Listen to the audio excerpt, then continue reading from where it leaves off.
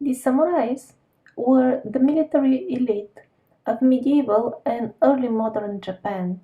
But how did they really look like? Maybe something like this. Sure, when modern Asian actors play the roles of samurais, they will look like this. However, I would like to introduce to you Okubo Toshimichi, who was a hereditary samurai from Satsuma. But let's start from the very beginning. Long before the arrival of the Asian race on the Japanese islands, the local inhabitants were Caucasian people, the Ainu people. Their very outfits point to the fact that they also belonged to the culture of the survivors. However, they are one of the first waves that arrived. Their worldview and philosophy is also fully consistent with those of the survivors, as represented, for example, by the Vedic literature. It's interesting that the Ainu women actually liked to tattoo their faces.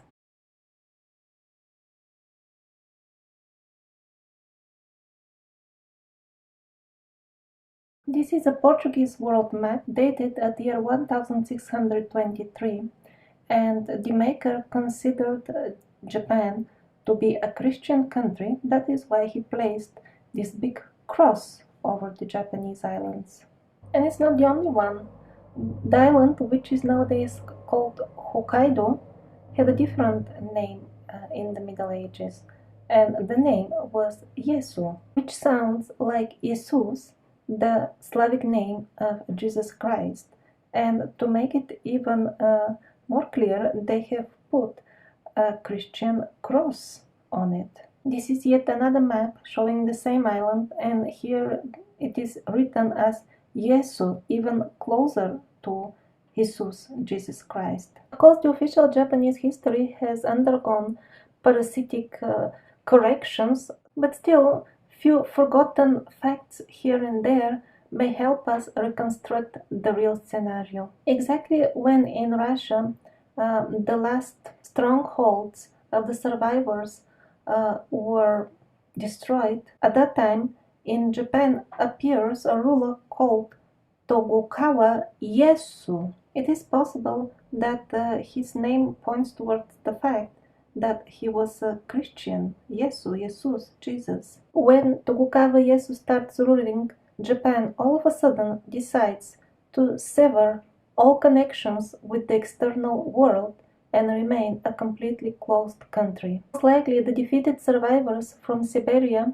sought refuge with their brothers in Japan. According to the official history of Japan, at that time, the country was greatly influenced by the so-called Rusui, which sounds very similar to Rusi, which means in Slavic languages Russians. However, they conveniently escaped giving details where did those Rusuis come from. The center of the Rusuis was Edo, and we see some buildings there that really don't fit in the Japanese style architecture and building because traditionally the Asian population of Japan used to construct their buildings out of wood, not stone. The choice of material is not the most important. Most importantly, we see how in the history of building in Japan, all of a sudden, without any prior evolution, we see full-fledged, elegant, polygonal, megalithic stone masonry, which is a distinct signature sign, so to say, of the survivors. That's how they built their buildings all over the world. This is St. Petersburg, Russia. This is Saxe-Ferman in Peru. This is Norba, Italy. Polygonal megalithic masonry is a very peculiar building style where each stone is unique, of unique shape, and yet fits all the neighboring stones with amazing accuracy. The chance that this building style has evolved independently at various locations all around the world is very close to zero. On the last three photos, a part of the megalithic wall is shown where it has been destroyed and subsequently renovated in a very poor fashion with mud in between. But these photos are important because on them we can see how the stones look inside the wall and how they perfectly fit um, each other in a very complex and curved surface. Another example, this enormous megalithic stone is part of the Osaka castle.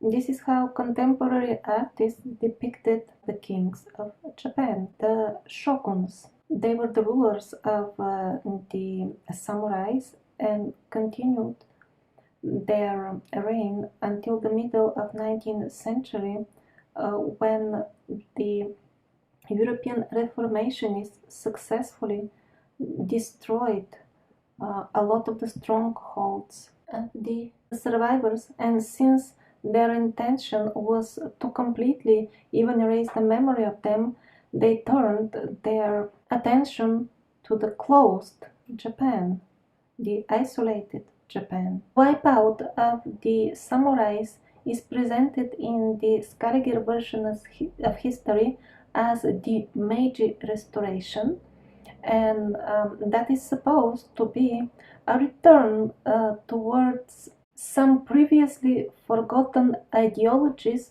values, and political structures. Very little information, very little importance is given to this moment in history when they teach it in the Japanese schools.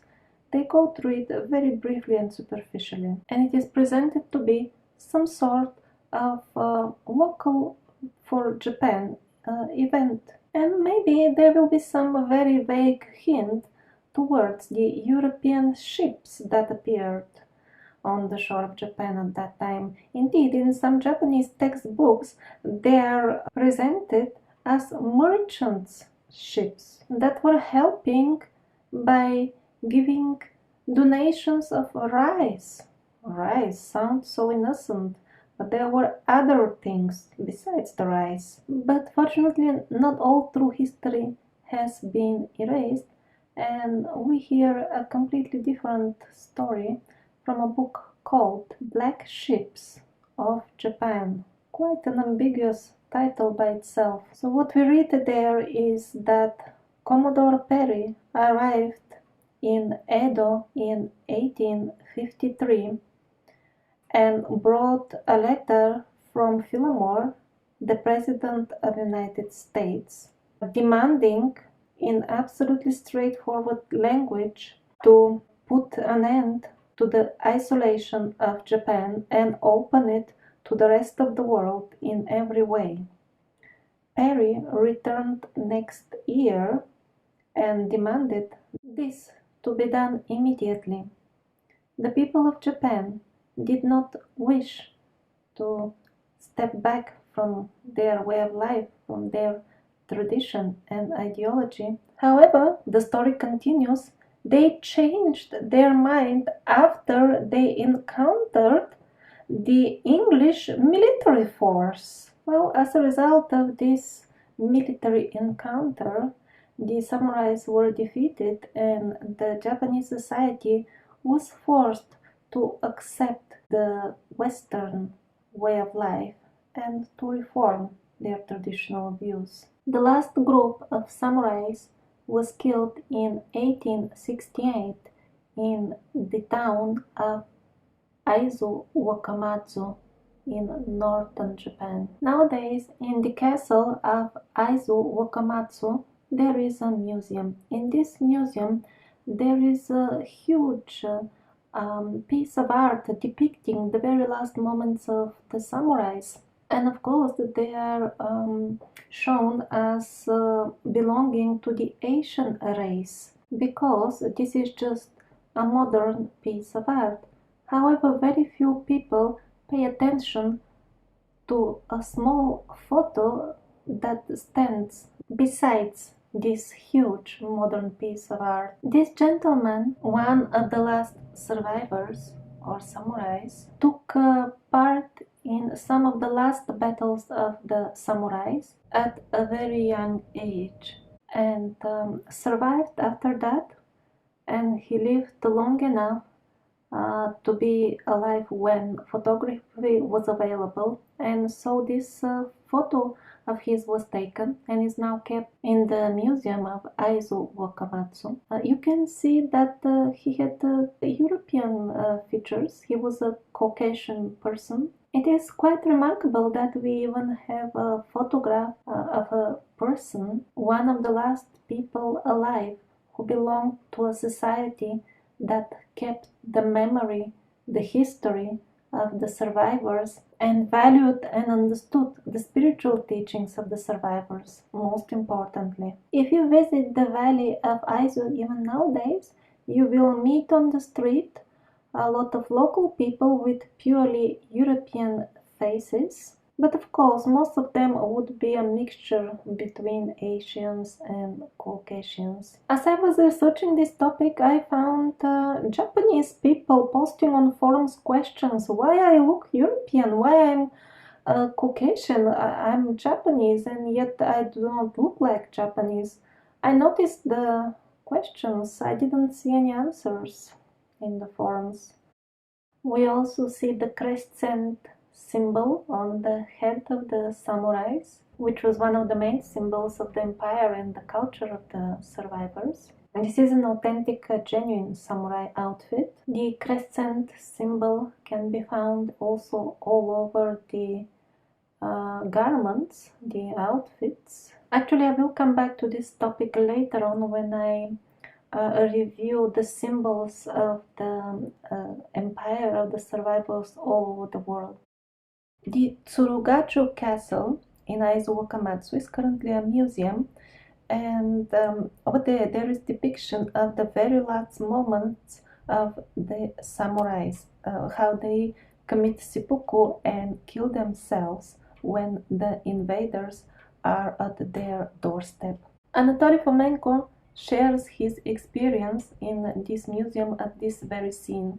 He was accompanied by his colleagues, Japanese colleague historians, who were viewing together with him. But surprise, surprise, who was opening the door to enter the room where the last samurais were committing suicide? It was a completely Caucasian person with a Napoleon-like outfit. Fomenko asked his Japanese colleagues, "Who is this person?" In reply, they just tried to make the appearance that they do not understand the speech of foreigners, although they understood very well. Even a beginner in English will understand the question, "Who is this?" The true face of the so-called local Meiji restoration in Japan, the very truth is that some of the last survivors were most brutally and barbarically killed by Europeans. These Europeans had the blood of the survivors also flowing in their veins, but they were zombified by the fraudulent parasitic propaganda that packages cruelty, inhumane cruelty, in calling it patriotism and other names that have nothing to do with the essence. There is zero patriotism in going halfway across the globe to brutally murder peaceful people.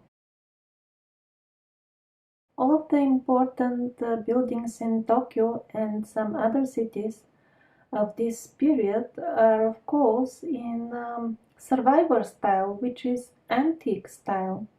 I don't call it neoclassical because the period that we call antiquity happened 1000 years after the official time that we know about. And that makes it actually quite near to us in the timeline. All the fabulous antique kingdoms that we have heard about from the Scaliger version of history were indeed cultures created by the survivors. That's why they bear same cultural style. In terms of buildings, the styles that we are used to calling Greco-Roman and Neoclassical are indeed one single coherent style that the survivors spread all over the world, and it was them only who gave us what we call civilization. They were the bedrock of our civilization and not the Greco-Romans as we have been conditioned into accepting without demanding confirmation. These buildings look very awkward on the background of the official history of Japan. Let's hypothetically assume that they were built after Japan opened for the world. But how could they find place for these buildings? Just the full city centers of the main cities are in this style. What did the Japanese, who are very famous of keeping their tradition, just demolish all of their most important traditional buildings in the center of the city to build something in a completely new for them style? This is a large scale operation that I cannot believe in. And second of all, if it would have happened, it would have been recorded in their history, but there is nothing, no such demolition. The problem of overbuilding is not new to Japan. It's not just a modern problem. What you see now on the screen is the situation with overbuilding at the time when Japan opened for the world. Just imagine what kind of a massive demolition must have happened in order to open the space for all these European style buildings. That is, in my hypothetical scenario, that the official version of the history of Japan is correct. But in the scenario of the new chronology, all these buildings fit perfectly well because they were built by the Christian Caucasian survivors, descendants of the survivors, not exactly survivors, but people who kept the memory of them and their history and their values. And I will revisit the topic of Japan not only when I review the symbols of the empire all over the world, but also when I review the star forts and the special standard city planning that the survivors always took with them wherever they went all over the globe. The survivors use different calendars in their different center of activity all around the world. And for example, this one, it started 7,000 years ago. Why do we have so little artifacts from the initial 6,000 years? Why do we have artifacts mostly from the only last 1,000 years? The ones before that are very few and also look too primitive, and I'm all the time talking about the survivors who must have been even more advanced at that time because, as I say, they are gradually losing their abilities, their technology and their scientific knowledge. The advanced civilization that existed very long ago on our planet perished almost completely under dramatic circumstances. The small group of superhumans that survived those events placed the bedrock of all that we call civilization and advanced technology. And yet, most of the megalithic structures that most alternative researchers try to drag as much as possible in the past were built relatively recently, let's say within the last 1,000 years. First of all, most of them are clearly designed to suit the needs of humans of our size, and the initial survivors were considerably bigger. And second of all, we do not see enough signs of time erosion on these megaliths to date them thousands years back in time. In case of the Khmer and Burma megaliths, which bear identical style to all the megaliths, the famous megaliths around the world, we even see wooden elements like doors and other metal hinges and other parts that are very well preserved and consistent with the building that has been constructed a few hundred years ago, not 10,000 years ago. So question arises, what were these superhuman advanced survivors doing those few thousand years before that, after the destruction of their motherland and before founding the civilization of these megaliths that we know? Where are the artifacts of the times before that? Some artifacts from those times can be found in the very interesting book of Michael Cremo called Forbidden Archaeology. And also in this video I will make an attempt to touch some points that have not been reviewed in the work of Michael Cremo. People did keep record of their really old history. Now we tend to call them legends, but there is much more truth in the legends than in the history that you hear in school. So the so-called legends from all parts of the world, and especially Europe and Asia, confirm that these people came from the north.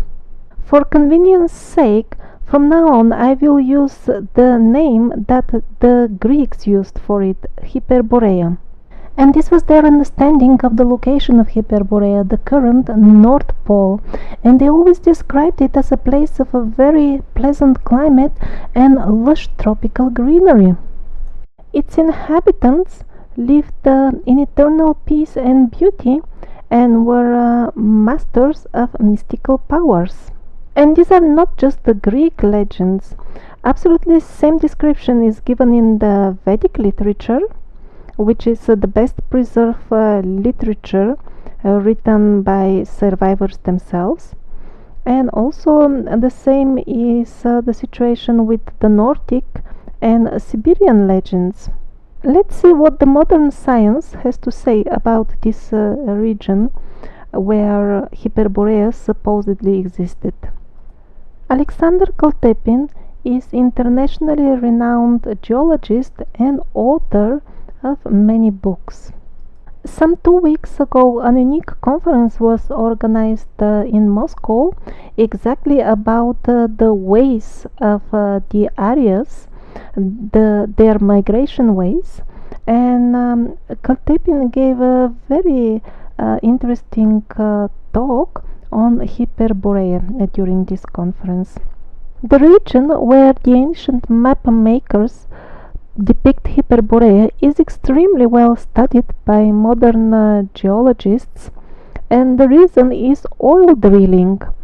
When the ships drill for oil, they unwillingly extract many geological samples as well. And after studying those samples, the geologists have confirmed that yes, indeed, there has been most definitely an ancient continent here. They have found countless remains of various tropical plants, palms and mangoes and all kinds of tropical worm-loving fruits and plants were growing there. So it is true there was a place with a pleasant climate once upon a time over there. Well, that once upon a time, now the geologists refer as being a few million years ago.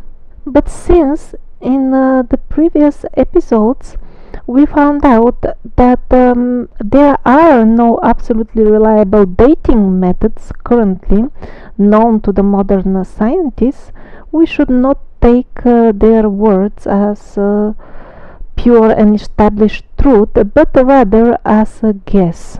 Also, this estimation of 16 or whatever million years ago of the existence of that continent over there is not based on the dating of any organic material, because such dating methods do not exist for such periods of time anyway about organic material. Radiocarbon dating does not have such a big range, but they're rather based on the supposed movements of the tectonic plates. So please don't forget that all the hypotheses about how the plates move and with what speed and when did it happen are purely suggestions and hypotheses. And by the way, there are other options of appearance and disappearance of the continents. Like for example, there are these underground seas, really vast areas that are like seas underground. It is possible, according to geologists, it's also one of the hypotheses, there is a possibility that under certain conditions, vast areas of what is land simply gives in and falls down in this underground sea. And in that way, large areas of land can turn into ocean or sea without the need of movements of the tectonic plates. There are other hypotheses as well. For example, a large chunk of land appears to have been chopped off somewhere in the area of the Kola Peninsula that you see on the map. Geologists have no explanation about how and when did that happen, but they do see some evidence of such separation of a large chunk of land that simply vanished from this peninsula. It didn't erode gradually, it just got broken off. And also the dating in the timeline of history of the so-called Great Flood is maybe much more trickier than you would expect. Usually alternative researchers try to put it some 10 to 12,000 years ago, but there are some facts that really don't fit with this hypothesis. It seems there was either another great flood or this one was in much more recent times, because geologists of all regions that border the Arctic region, not only in Siberia, they find mammoths that are entangled in all kinds of trees and land mass, and they didn't die a natural slow death. They really all got buried under monstrous movements of the land mass around, mixed with mud and stones, and everything is just buried together. But it didn't happen 10,000 years ago, because in some of the future episodes I will even show you how when they find these mammoths, some of them, they still have fresh blood flowing. Some of the locals still they eat their meat. It's so fresh. It happened so recently.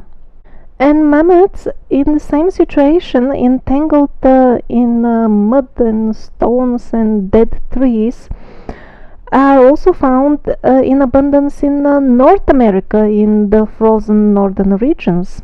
And by the way, this Kola Peninsula, where maybe a huge chunk of land just went missing at some point, is extremely interesting place. And in that full region, also east of it, in the Ural Mountains, where it is still a very wild place, a lot of remains of intelligent activity is found, activity that cannot be attributed to any of the primitive tribes that currently live there, and are supposedly the only tribes that have ever lived there according to modern so-called history. And it is highly likely that the legends of these tribes about the people who lived there before them are actually truth, because artifacts are regularly found that show towards some other advanced civilization that lived in these areas before these tribes. Those areas are currently very cold, inhospitable, with a very scarce population and basically very rarely humans visit there. And still, sometimes they find and take photographs of very interesting stones. I mean, stones like this with very regular shape and kind of cutting marks done by some sort of technical equipment, and yet everything around will lay in ruins as if after a heavy bombing of some sort. The general impression one gets is that as if everything is demolished, level to the ground. Like, do you notice these very straight cuttings at an even distance? Also, a couple of locations in this region and many other regions of the world, perfect spheres are found. The tribes that now live there don't have nothing to do with such spheres. They don't make them. They think they have been done by the people who lived there before them. A lot of stones with too many right angles to be naturally formed like this by glaciers or any other natural force, and large megalithic walls the height of 20-story building, even in their demolished state. They may seem to be a natural formation at first sight, but when you look at them carefully, you start noticing too many blocks with regular shape. In addition to that, many of the blocks still have some sort of binding material, whatever, cement or something in between them. So there is no question of natural formation upon closer inspection of these sites, and it's not only one of them, it's quite a few of them. I have a separate video about the megaliths of Ural on my channel. These are our modern megaliths over there. Somehow they don't come along as beautiful as the ancient ones. Now we are back to the ancient megaliths. Very often they look like natural formations, but when you pay some close attention, you find out that nature doesn't really make such things.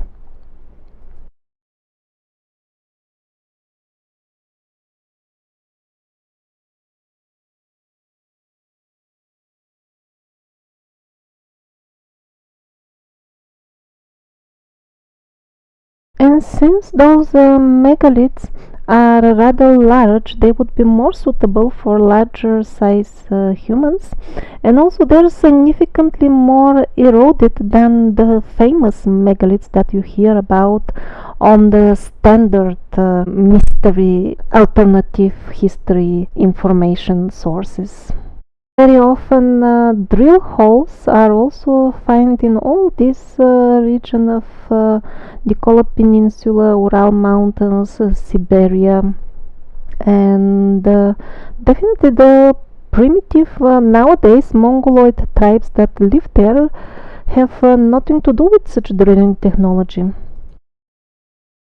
And one common feature about all these megaliths, and by the way, all of the very large size megaliths, we saw it also in that wall of Paraíba in Brazil, they all appear to be in a post-war condition.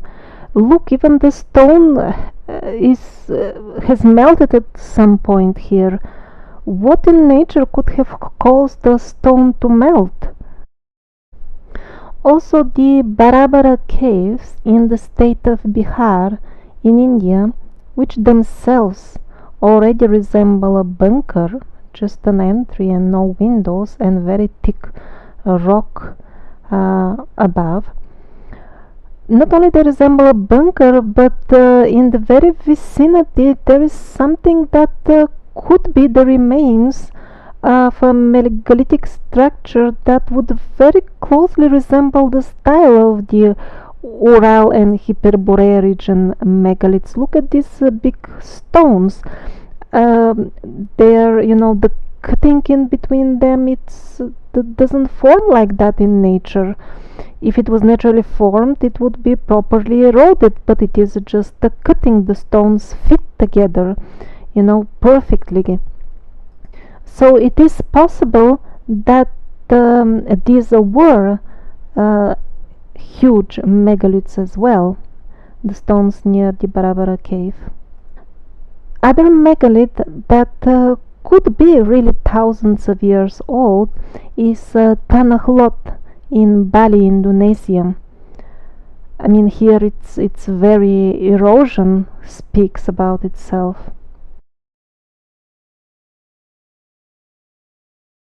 And another sad and strange feature of many megaliths all around the world is that they have these cup marks that are probably actually wounds of something that has been falling and hitting them from the skies, very similar to the sulfur hits in Sodom and Gomorrah. So these marks, these particular marks, are from the Ural megaliths, but very similar are found all over. Isn't it time to really start inquiring who, when, and how made these marks?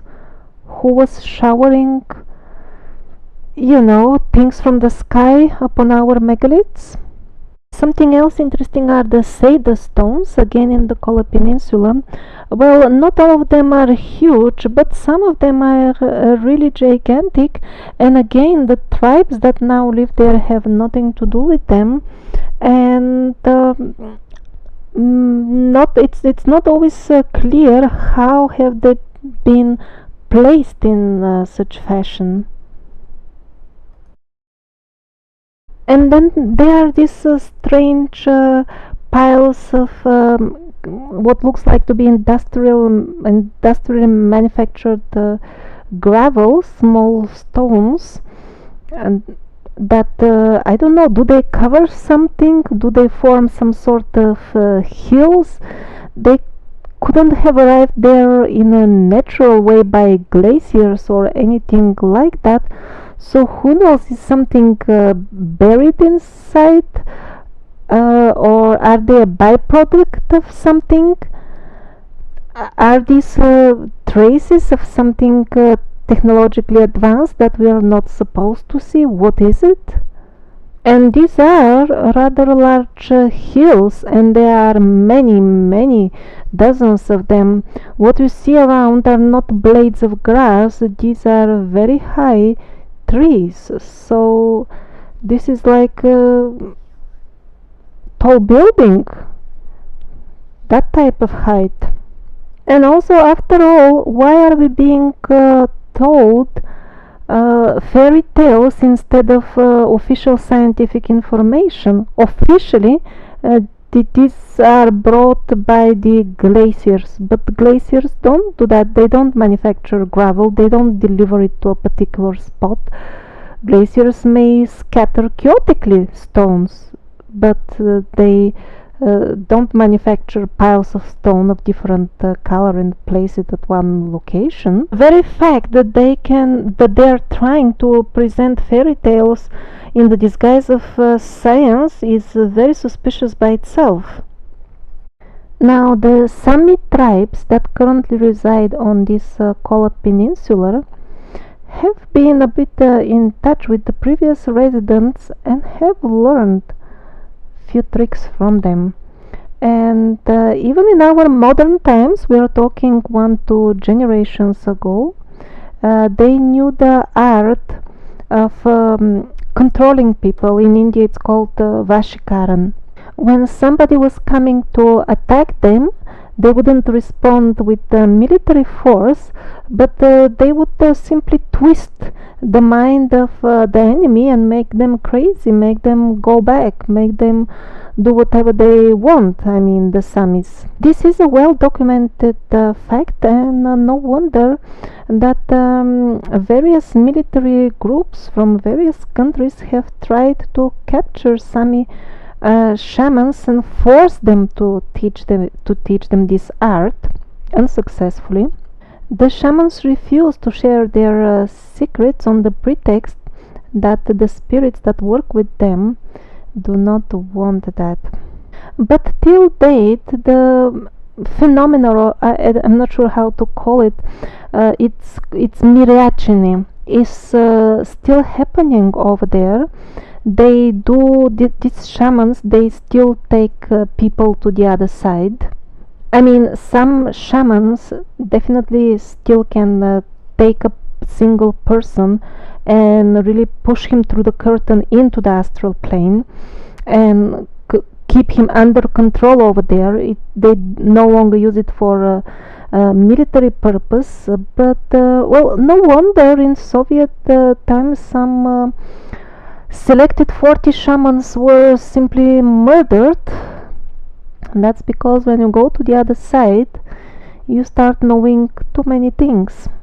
And around the same time, when those 40 Siberian shamans were sentenced to death, was also sentenced to death the Soviet researcher and scholar Barchenko.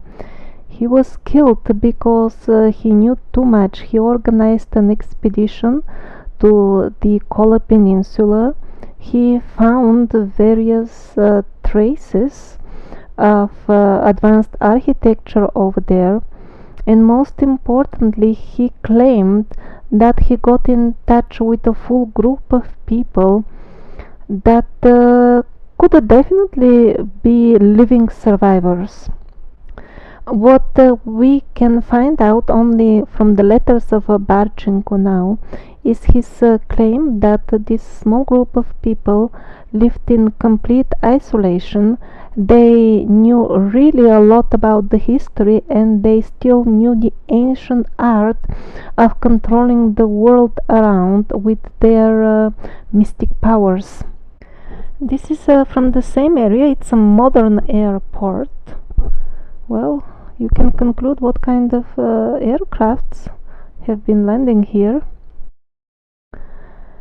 So things have been falling from the sky and destroying the stones, the megaliths. Now these were the underground tunnels that were demolished with explosion in very recent times. And these are the megaliths themselves. Something made them even melt and flow. That's not the only place. In the desert of China we see this. I really wonder what happened to this stone or whatever it was before it started burning and melting at such monstrous temperatures. No wonder that the cities around there are in such a condition. Nobody would build cities in the desert. This was a flourishing green place, and who knows when exactly. Because it's very strange. Everywhere where we have, almost everywhere, we have all the advanced civilization, it's now desert. And when it was flourishing, it was all green and tropical. In Egypt, absolutely proven. Everybody knows that. They didn't build these things in the desert. It was pleasantly warm. This is again in China, molten stone. And same thing with those pyramids in Peru, if you remember. Definitely all scientists have taken samples when the civilization was flourishing. It was tropical, it was very pleasant, it was full of lush greenery. And yet all of a sudden, in a very short few thousand years, a full desert have appeared there. And all these deserts, they appear all of a sudden exactly where advanced civilization are flourishing. Do you see now? This is in China. It looks like an exact copy of what was buried in the desert of Saudi Arabia. First I thought it's a dam, but it could be some sort of airport or something, ancient airport.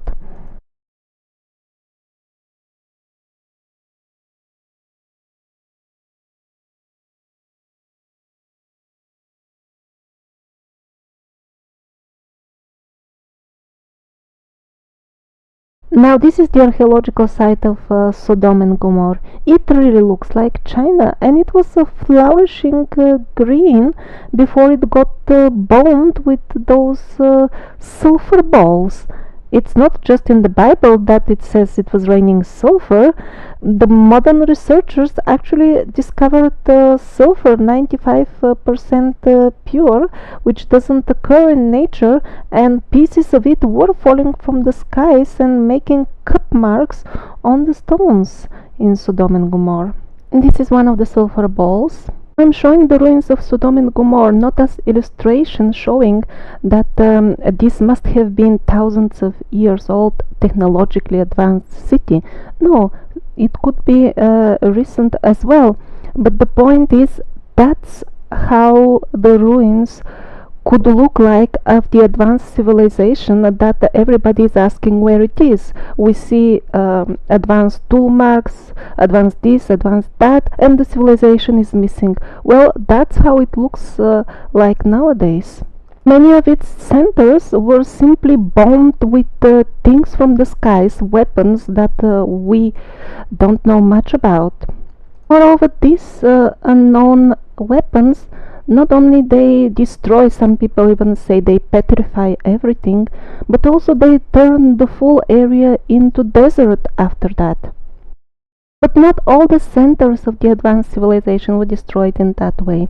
Many were simply made to sink into the sea. Again, we don't know exactly how did they made it, but there are many examples. For example, this is Venice. The houses in Venice were definitely not built thousands of years ago, and yet when they clean the streets, they find out that many of what nowadays are canals for boats were streets, proper streets at the time when they were built. So that means that there was a significant raise of the ocean levels, sea levels in very recent times, and not some 10,000 years ago as we are being assured all the time. It's not just Venice. Do you remember the previous episode, the semi-submerged channels in Florida and California? And this is again the most puzzling photo of all. This shows that the people who were using electricity lived here, and the wooden poles are still standing. That means it wasn't very long time ago, and yet the full thing is submerged now. The channels are partly underwater. And in both cases, Venice and America, these are locations that are bordering the world oceans or world sea that are connected to the seas that are connected to the world ocean. It's not some local event, let's say the level of some local lake or internal locked sea changed. No, we're speaking about world water levels, and these are not the only examples. So when we are looking about where are the remains of the really advanced civilization, well, they got destroyed in many ways. Some of them got bombed with unknown things.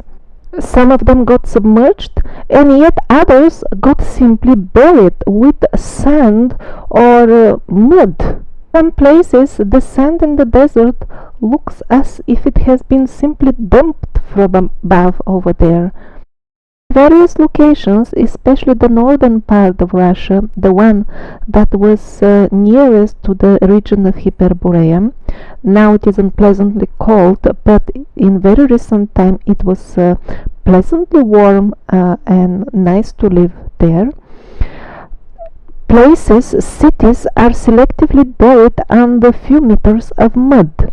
First of all, this is a whole lot of clay, and the main question is why it's only the cities.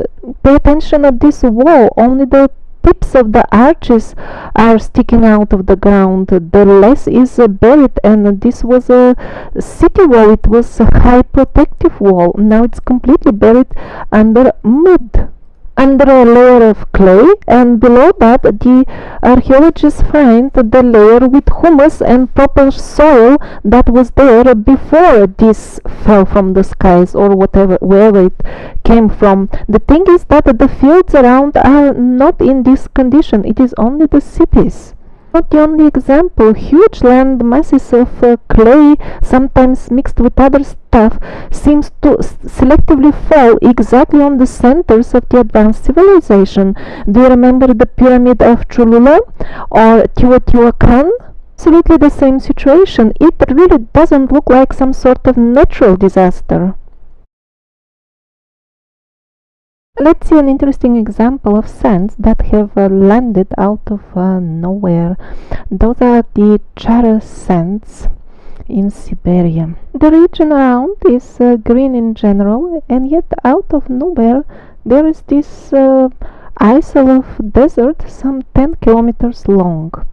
The official explanation of the formation of this mini desert is that, rivers were carrying this sand from far away places, and gradually as the climate changed, the water formed some sort of lake, so the sands continued to move with the waters. And eventually when the lake dried up, they remained there at the bottom of the lake that existed long time ago, and it's no longer there, but the sands are now only left. Who knows, that could be maybe even possible if the place where the desert is was indeed lower than the surrounding region, but that is not at all the case. It is absolutely even and has the same altitude as the lands around it. Moreover, below the sand, if you clean up the sand a little bit, there is an absolutely fertile land with humus showing below it, and very soon plants start growing over there if you remove the sand. So there are no traces of old rivers or lakes. The land was normal as everywhere else around before this whole lot of sand landed there. If it was carried by some sort of natural sources, they would scatter it all around the valley.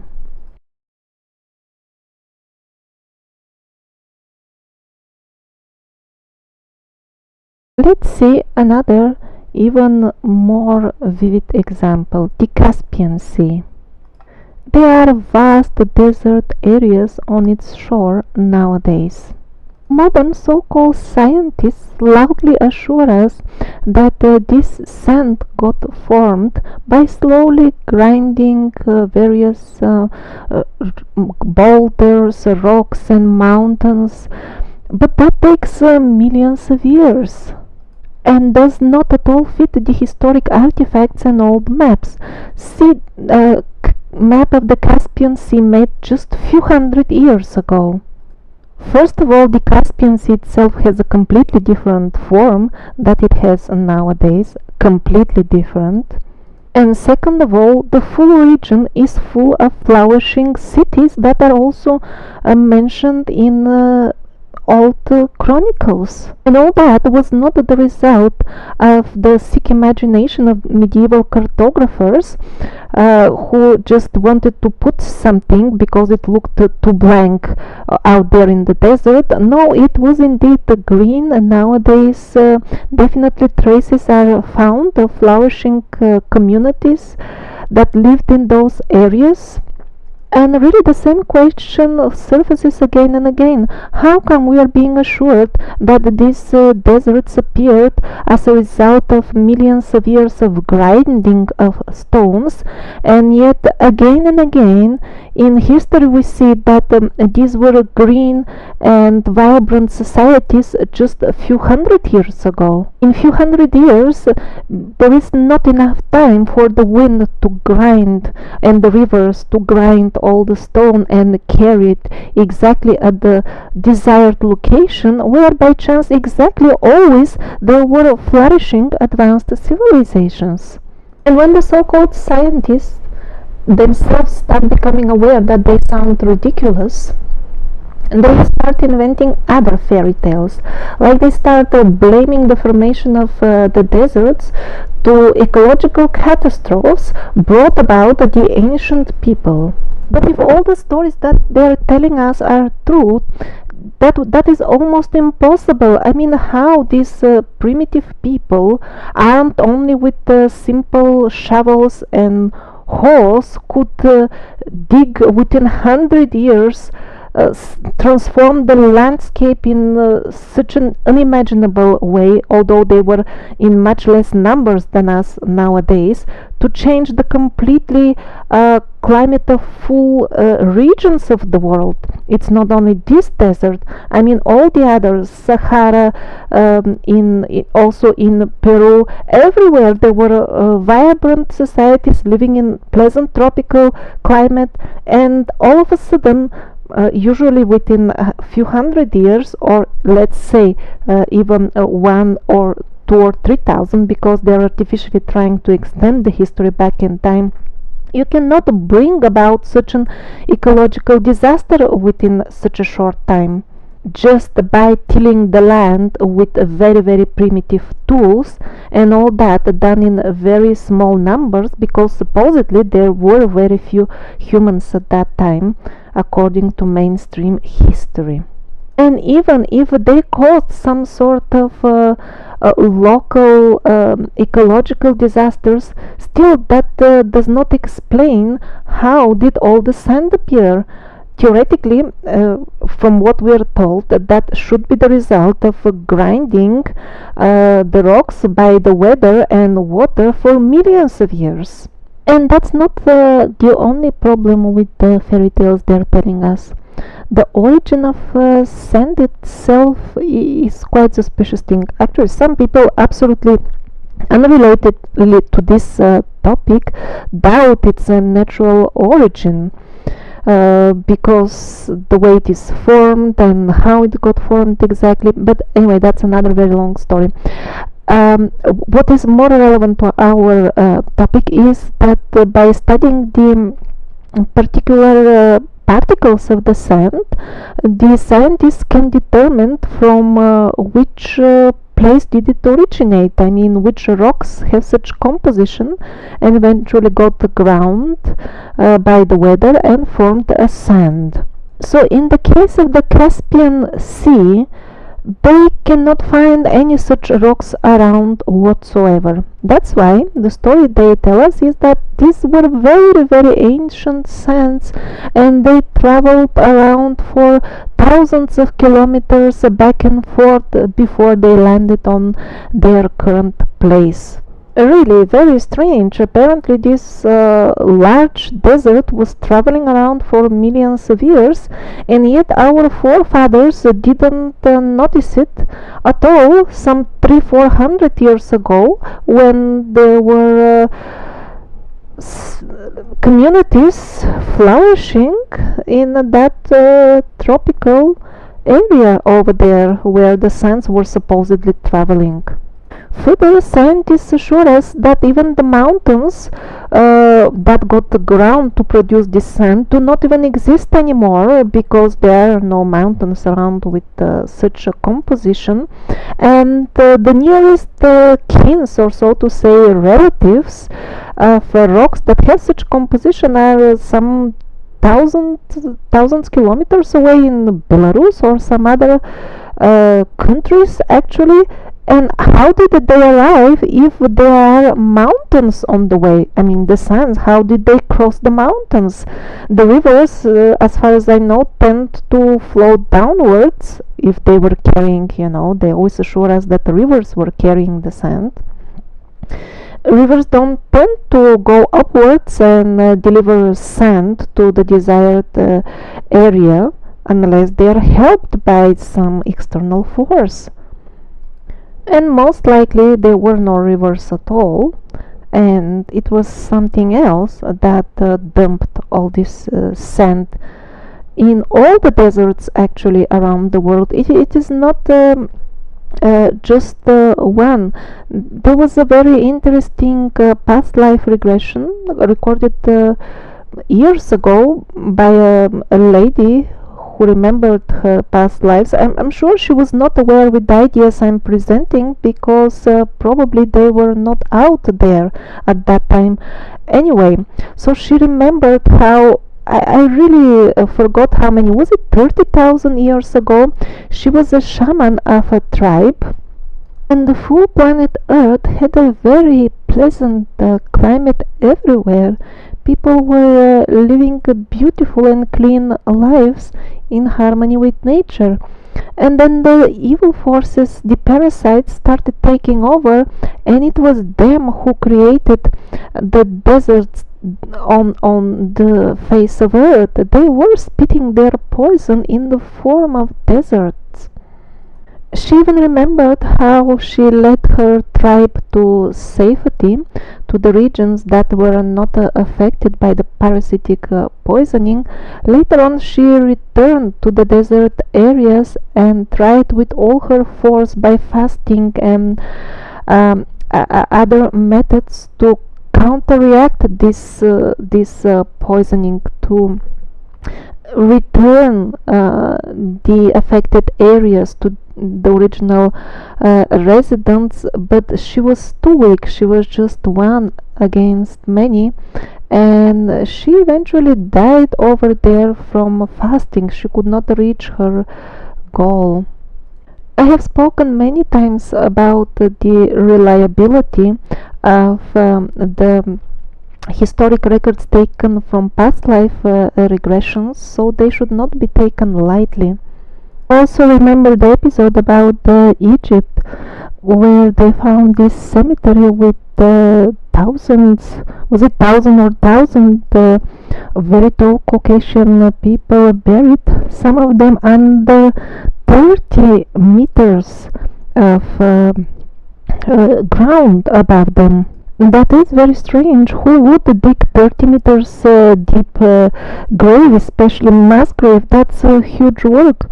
More likely, this 30 meters landed there after the burial. I really hope this video will trigger further research into the artificial origin of some or maybe even all deserts on Earth. Because some of our most exciting historic artifacts are still probably buried there, those that didn't get petrified or just destroyed by the bombing. And what bombing? Once upon a time there was a city called Ekaterinburg. Nowadays it is called Dnepropetrovsk, and it's located on the territory of Ukraine. This is 2,500 years old map of this city, Ekaterinburg. This is how it looked then. It had even its star fort, a hallmark of the survivor culture. So it was a proper city at that time. And how does it look nowadays? A huge crater, partially submerged underwater. These are the two maps combined. It's obviously the same place, the name is the same, the rivers and everything matches. There was no huge meteorite that fell and destroyed the city some 200 years ago. So many people are aware about the wars of the gods in ancient times by after watching various mystery documentaries, but very few are aware that this is an ongoing thing, and it didn't stop a few thousand years ago, but it continues. Many of the so-called meteor craters don't look like such at all. For example, this is a real meteor or meteorite crater. It does look like some really tangible body from the skies hit the earth and wounded it. While many other craters look completely different, they're just so regular and show exactly the hallmarks of nuclear bomb, like perfect and smooth edges, also very shallow, absolutely regular form. These are not meteor craters, and it is not nice that they are presented in such a misleading way to us. There is a team of researchers who run the so-called Thunderbolt project, and they have started working in a very nice direction. They have noticed that there is a lot of electromagnetic nature to many phenomena around us in the universe that have been mistakenly labeled as other things. So they're definitely looking at the right way, because the technology of the survivors was a fine so-called astral science based on the electromagnetic nature of many events, and eventually how they're connected to the electromagnetic nature of our thoughts. So the Thunderbolt project team correctly observed that many craters and other stuff is a result of electromagnetic phenomena. However, they accept the mainstream history assumption that the people in the past were only primitive on this earth, although they themselves complain, the Thunderbolt project staff, that physics is based on underlying assumptions that somebody set us through, and subsequently everybody is obliged to just follow them in order to be an official physic, and those assumptions at the end prove to be wrong. Still, they don't take into consideration that the history is also based on such an assumptions that somebody assumed or defined at some time, and are not based on anything proven or any reality. So they are against the assumptions in physics, but they accept the assumptions in history. So if they need to improve and see the full picture, they should ask themselves a question: why such craters are found exactly in the vicinity of the centers of the old advanced civilizations? They should take the full big picture into consideration. How come such craters are found always near the centers of the advanced civilization, and how come after them there is always desert, and before that there was always green and lush place with pleasant climate? In other words, they are going the right way by noticing the electromagnetic nature of the reality around us, creating the hologram that we live in and we consider a solid world, at least most of us. But the next step for them is to notice that the events in this hologram do not happen by some chaotic randomness, but they are designed, and when they start noticing this, they will also notice that the people they label as primitive knew much better what are they talking about, and they're labeling their primitive descriptions as unintelligible and naive, simply because they do not understand them well. It is us who are the primitive ones. When we hear a so-called primitive legend that this and this being in the skies decided to destroy the human race and send thunderbolts and fires and all kinds of weapons to Earth, that at the end will prove to be the exact truth, and those who label this as a primitive myth descriptions are just not understanding it, and they are the primitive ones, the ones who don't understand it nowadays, not the people who created the legends. Let's see a few more other locations that possibly could be remains of that very old advanced civilization. Now, on the left side of the Red Sea, there are a series of ditches. They are regularly spaced, and they are all of the same shape, as if a gigantic comb made them all. This doesn't occur naturally, and so do those straight lines that go across all across the Red Sea. Now, this underwater valley is quite regularly shaped and doesn't seem to have appeared naturally. It really looks like traces of some sort of mechanic work. I mean, our machines nowadays leave very similar traces.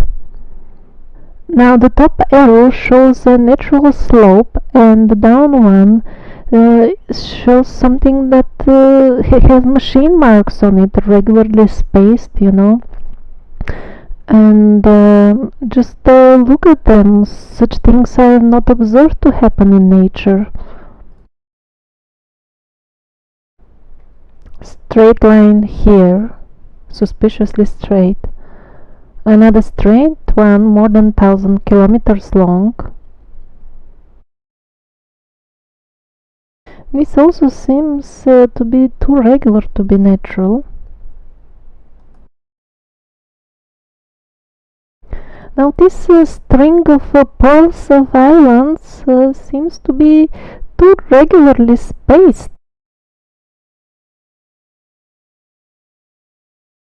Also interesting marks below water in the area of Hawaii. There is no guarantee that it is exactly the survivors who left these marks, but they are definitely a proof about highly advanced civilizations that were operating, or maybe are still operating right now on Earth. And I'm showing this for that group of people who always ask, where are your advanced superhumans? They must have left something. Yes, they have left a lot. It is just question of looking at it, spending a few minutes to have a look at it, that's all. But many people find it very hard to bid farewell to the idea that they have been monkeys once upon a time, because then they will have no excuse for their current monkey behavior nowadays. That's why they find it uncomfortable, and they just don't look at the proofs I was just showing. They prefer not to watch such things, and simply don't want to go into details that all this Darwin's theory originated and got spread in the society in a very suspicious way, and is maintained by mass media propaganda instead of science. And even those who do notice that, many of them still continue to believe in it on the simple grounds that, you see, okay, all this missing link thing is fishy, but after all, we and the monkeys share the very same chromosomes, so we must have originated somehow or other from them. They don't take into consideration the fact that the similarities in the design between us and monkeys and all animals and plants on our planet could point out to the fact that we have been made by the same engineers in the beginning. Many machines and robots that we manufacture share a lot of common parts, but that doesn't mean that one of the robots came up with all the others, although he is intelligent in a way. No, the engineer was somebody else. Just similar parts were used in the making, that's all. And yes, humans and animals are amazing creatures. We do adapt to our environment.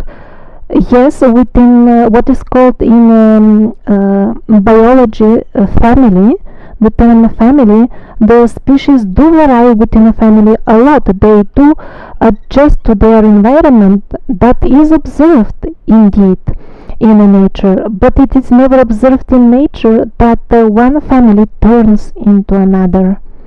No, that doesn't happen. That doesn't happen, but something else happens. What happens is that once we believe that we are monkeys, we started finding it normal to be controlled like monkeys, and to go on a lower level of just fighting for food and basics in our lives, although our potential is much, much bigger than that. Other possible locations where the real old knowledge was kept are this type of cities. This one is from Uzbekistan. Koi Kilgan Klan.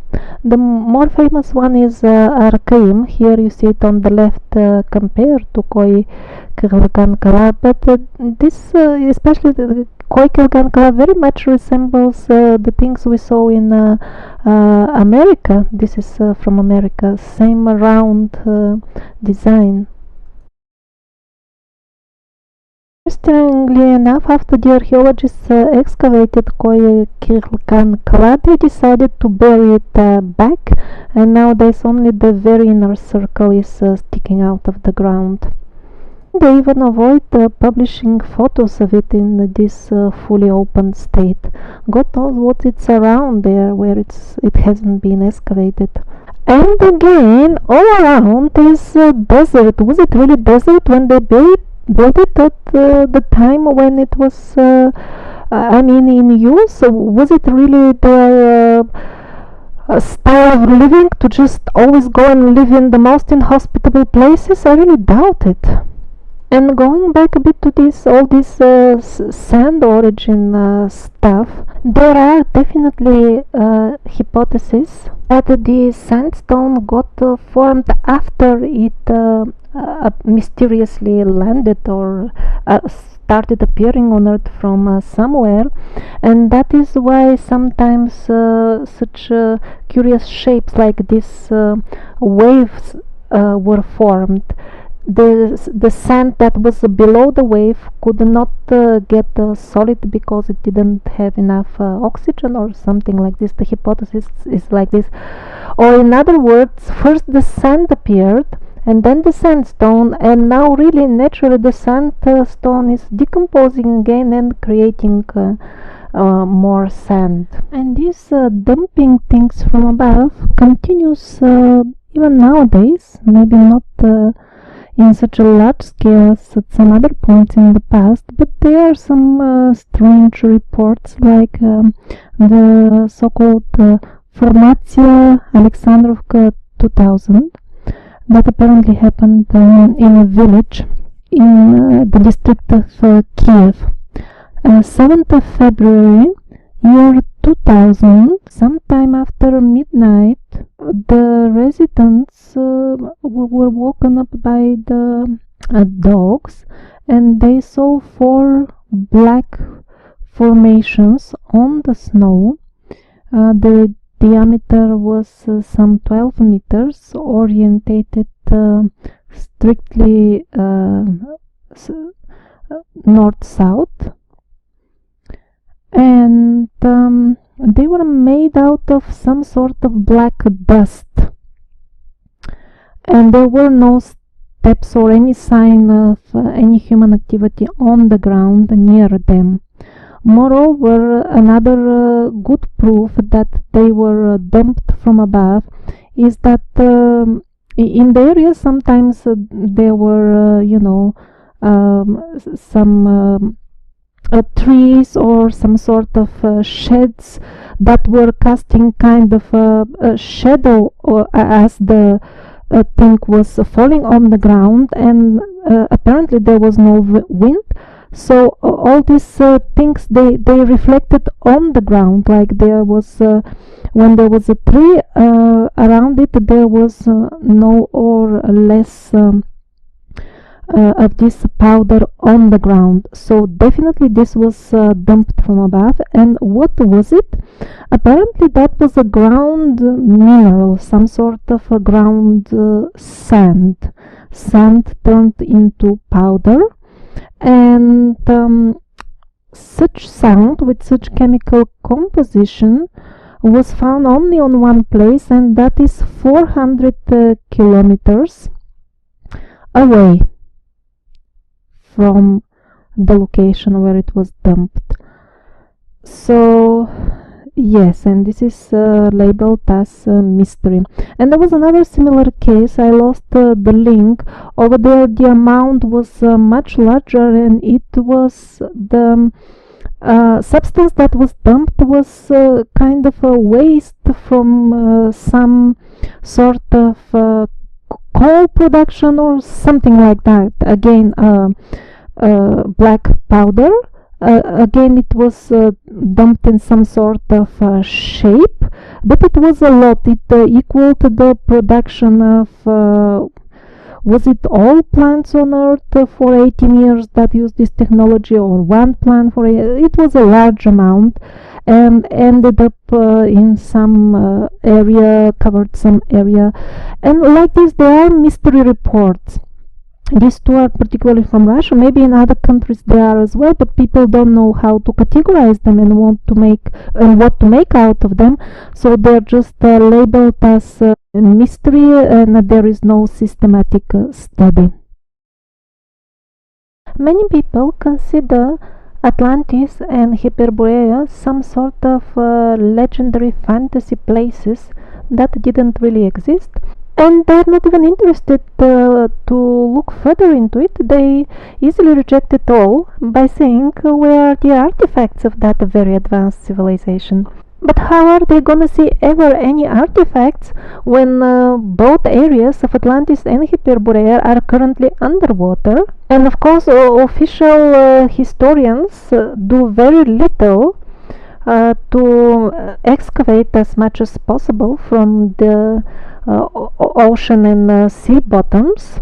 And whatever centers of advanced civilization are not submerged, they are most of them are in the desert, and there is also relatively very little endeavor to dig them. In Egypt, those who have been there, they can ask the local people, they will confirm. Everywhere you dig, you find a lot more, but there is nothing done in this respect. And that's to start with. Second, our own idea of what advanced technology should look like is quite primitive, and that is why we expect to find something similar to this. But in reality, those people were much more advanced than this primitive stage, and their technology was like this.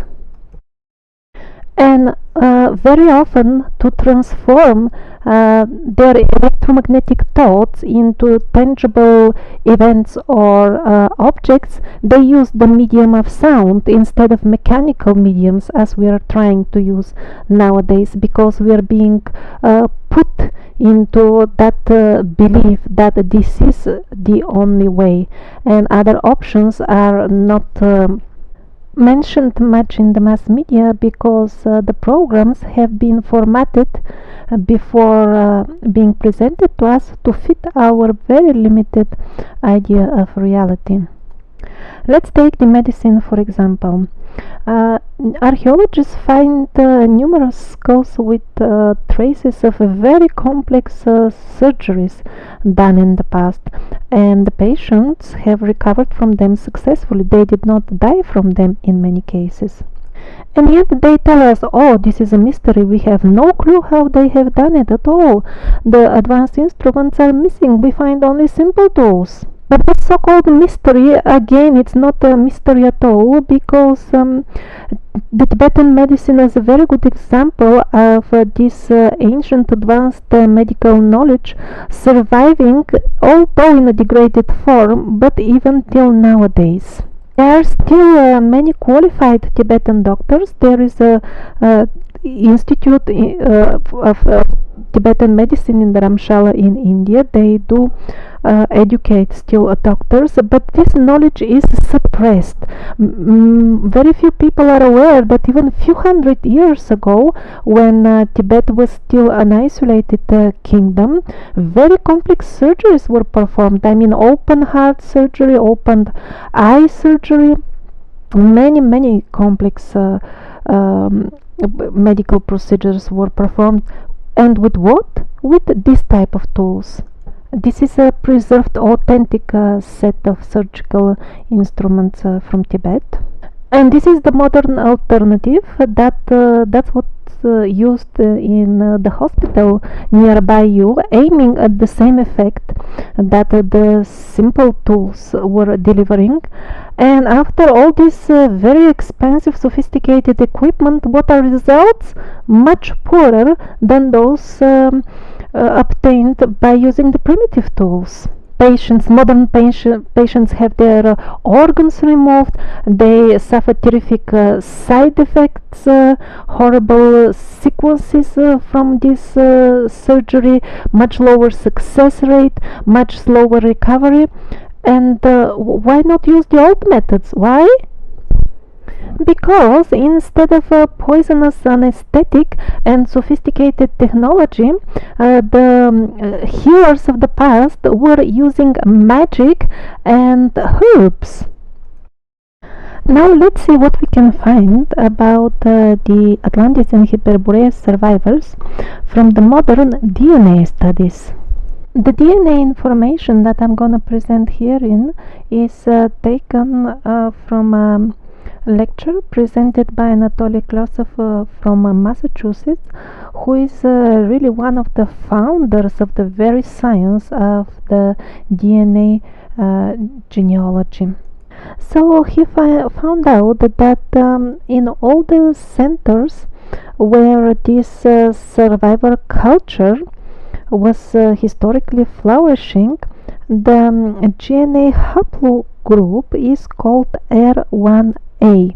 So that answers a question that I was asking myself. I didn't know when I started making this documentary, do all white Caucasian people come from the survivor clan or what? Not at all. And there were very surprising and interesting things in the lecture of Klosov. First of all, people of other races can have Caucasian DNA. And there is a very interesting historic example of group of Arabs who resided in Egypt at the time when colonial times started. They decided they don't want to live as slaves, and few thousand of them just gathered their luggage and went to live in the area of nowadays Cameroon.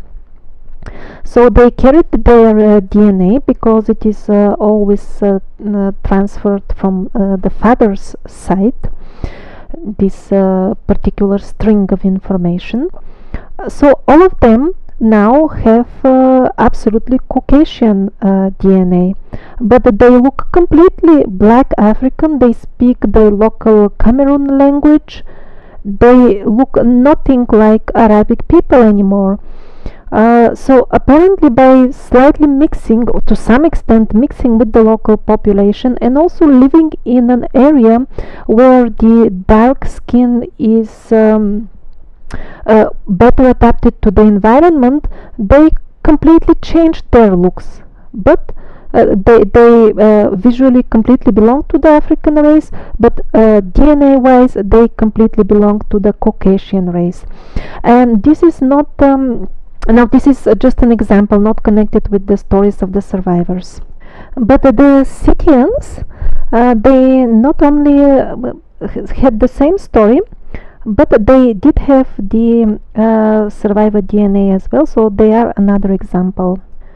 So many ancient Scythian burials are found, and those people belonged completely to the Mongoloid race. And yet their DNA was totally and completely Caucasian. Caucasian and survivor DNA. That also happens when certain number of men, apparently the ambassadors of this culture, when the survivors were bringing culture to various nations, they might have sent forward men who would marry maybe plenty of local women or something like that. So because this DNA information is received on the father's side, the children, they kept the DNA, but the racial features are inherited primarily from the mother. That's why that full race looked totally Mongoloid, but the DNA was something else. This is how their descendants look nowadays. This is the current distribution map of this R1A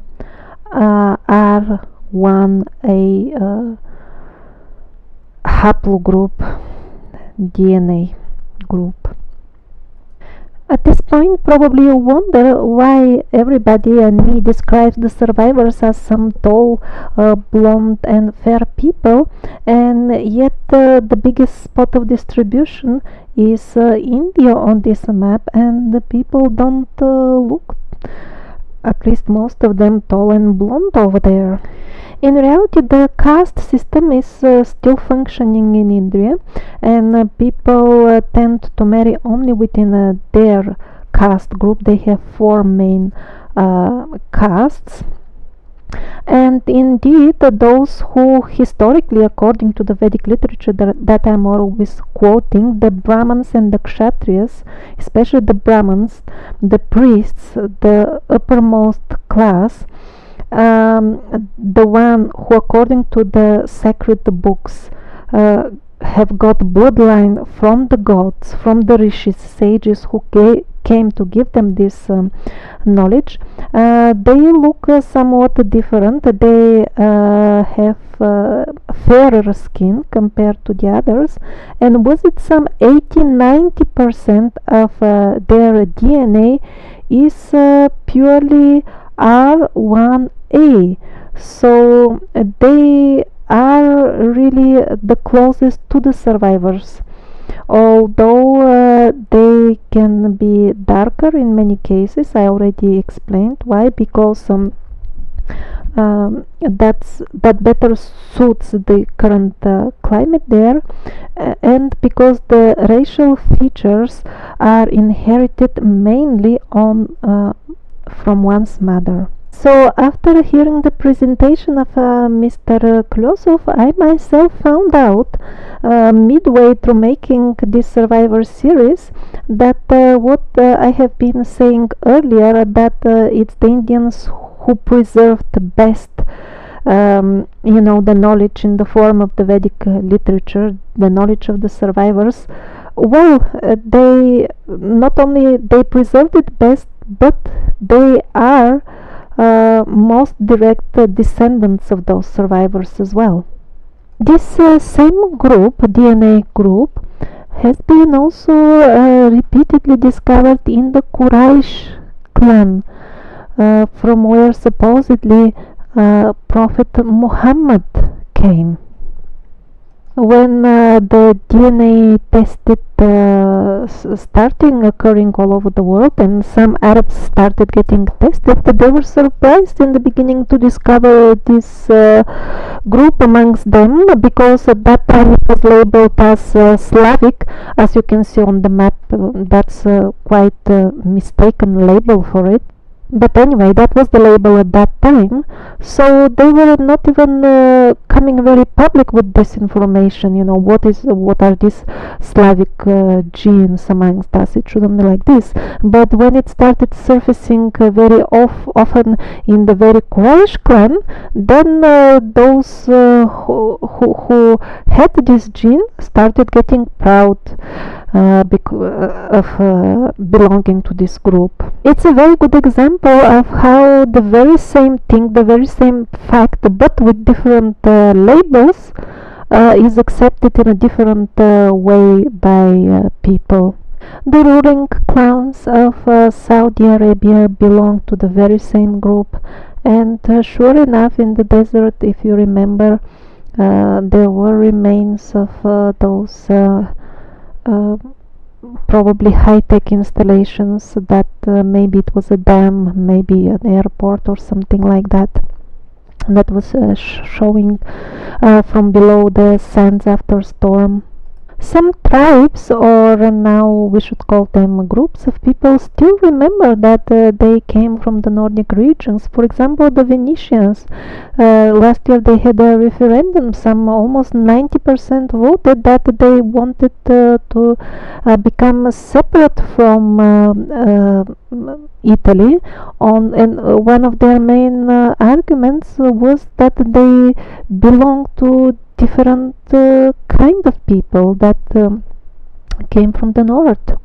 And actually that's why those wooden pillars that support the houses of Venice above water, and haven't rotten for hundreds of years now, are actually trees from Siberia. Actually, the sequence of information recorded in the DNA not only can tell us the origin on the father's side of a certain person, but it also carries information approximately more or less when did that bloodline come and mixed with the genes that were there before. In other words, it is absolutely possible to determine which are older genes and which are newcomer genes. So Anatoly Klosov noticed that the scenario of movement of people is exactly the one that is recorded in the book of Veles, about which I spoke in detail in one of the first episodes of the Survivor series. So this is a very strong proof of the genuineness of the information provided in the book of Veles, because if it was really an 18th or even 19th century forgery, as mainstream historians are trying to scream without providing any sensible explanation of those screams, if it was indeed a forgery made at that time, how would the people know about this DNA research that would emerge only in very recent years? That is why Anatoly Klosov organized by his own means, without the support of a mainstream institution, a real scientific expert report. He gathered together number of scientists from various areas and various translators who have attempted to translate the book, because it is in Russian, but in Old Russian, means normal people from the street, Russian speaking, will understand about half of it, and the rest needs some sort of a translation. So for the last half a year he worked on this project, and some 2-3 weeks ago he finally published the result of the teamwork of this dozen, or I don't know, few dozen of scientists and translators. And you can see the published book. Finally we have the book of Veles in some sort of best possible translation at this point. The book of Veles focuses exactly on the movements in Asia and Europe of this survivor race that exited Hyperborea and Atlantis thousands of years ago. Actually, I still don't have any reliable information to say, is it Hyperborea and Atlantis, is it Hyperborea or Atlantis. There are some speculations that the Hyperborea meant Atlantis. Anyway, were they connected? Some say the Hyperboreans were the good guys and the Atlanteans were carried away, they were misled by the parasites. So really we don't know. There are a lot of ideas, but not many confirmations so far. We are yet to find out that. And this is a typical example of artifact that could very well be connected to Atlantis and Hyperborea. It was found in Ural. It is a very famous artifact. They found out that actually this is a map with the rivers in the Ural region thousands of years ago.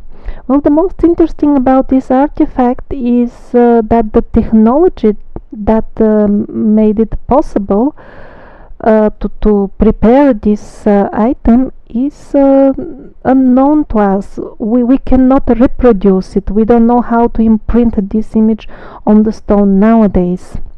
The very history of the artifact is also very illustrative of what happens to similar artifacts. Okay, that was the opinion of the experts. They concluded, this technology is out of our reach. It shows a region thousands of years ago, and after that it was exhibited in the museums. It is a very much mainstream accepted artifact, not disputed by anybody. Hundreds of photos were taken from it, and yet it was found few years ago, and now here and there, and at the moment, what is the situation? Nobody knows where is this artifact. And no wonder if in a couple of decades they will start saying, oh, so where is that artifact? Maybe it never existed because it is no longer available. Same like all those reports of the giant skeletons. Oh, it must be some sort of scam. Mainstream history tries to convince us because they are no longer there, right? Another very interesting finding from the village of Rijavčík, made in year 1969, could very well again be from Hyperborean or Atlantean times. A local worker, during his routine mining operations, found a 2-meter long sarcophagus. It was found at the depth at 70 meters before ground level, and it was in the middle of a 20-meter thick coal layer. He opened the sarcophagus, and inside, to his absolute amazement, he saw a perfectly as if sleeping lady of celestial beauty. She appeared as if to be alive, and she was in a kind of a jelly or a liquid stuff of some pinkish or at places a bluish color. She was of an approximate height of 1 meter and 80, and her features would resemble a very fine European lady of as of nowadays, and her amazing crystal clear blue eyes were wide opened. She wore a white dress with embroidery of colorful flowers, and there was some sort of a metal box next to it, maybe the size of a cell phone and the appearance of a cell phone. He called all the villagers, and all of them came to see the amazing sight. The sarcophagus stayed open in this way for half day, so really everybody saw it. Hundreds, I don't know how big is the village, possibly even thousands of people, because there was a full firefighter department there and the police department, so they also, all of them came to see what's going on. And then the military comrades arrived with a helicopter and immediately took away the finding. Something interesting happened while they were trying to put the sarcophagus in the helicopter. It was too heavy. That's why, to make it easier, they decided to take off the liquid in which the body was preserved. When they put it out, immediately the full body started looking like an ordinary, dark black mummy. It was quite an amazing sight. They were very surprised, and then they put back some of the liquid, and much to everybody's amazement, again, as the liquid touched the body, gradually it started recovering its original color, and from mummy she again started looking like a sleeping lady. And so she departed in the helicopter. And something else that these comrades did was meticulously take all the personal details of everybody who saw her, on the pretext of possible viral infection caused by a dead body. few days, a professor came to view the area of the village. He was very friendly, and he even gave a lecture in the local club. He assured the locals that this is the most amazing finding ever, that it will rewrite completely the full history of humanity, that tests are going on, and currently they have found out that the textile from which, I don't know if it is even textile, her dress were made cannot be identified. They cannot even find what is it made of at all, and the only thing they could find are some of the chemical elements that compose the pinkish bluish jelly around her, not all, and also that they're working on checking out the metal box.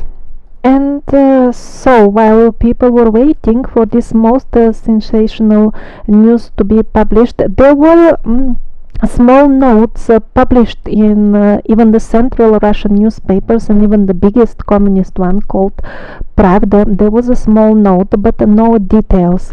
So how the story developed is, after a few weeks, again the fat comrades came and did a thorough searches of all people's houses, searching for the copies of the local newspaper that had an article with a bit more details about in relation to that lecture given by the professor who came after a few days.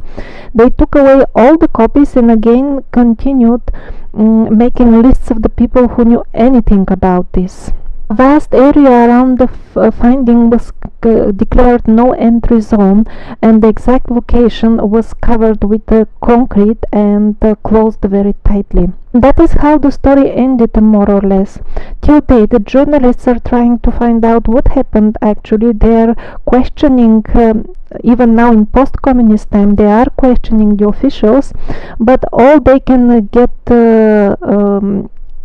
their hands on is that this is a top secret case, and the only information available about it is that the full area, when they got the news that there was an order that the full area is tightly encircled by soldiers, 3 circles of them just standing next to each other in order to ensure no access to the area. And as far as all these people who ended up on the lists that saw the finding and things like that, those who tried to give interviews in newspapers or question some authorities, within a couple of days of making any such attempts, some calamity happened to them. Maybe a car hit them or a stroke.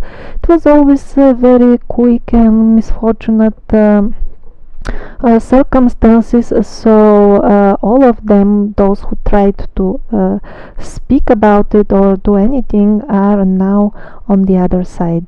Only related case that I can think of is the Lady Day mummy from China. She was also found in some sort of liquid, and she's very well preserved. Just look at the condition of her skin, and she lived hundreds of years ago. Another candidate for Hyperborean/Atlantean times artifact is the proposed existing holographic hall of images in Romania. And yet another one are the archaeological excavations in the village of Tsarichina in Bulgaria.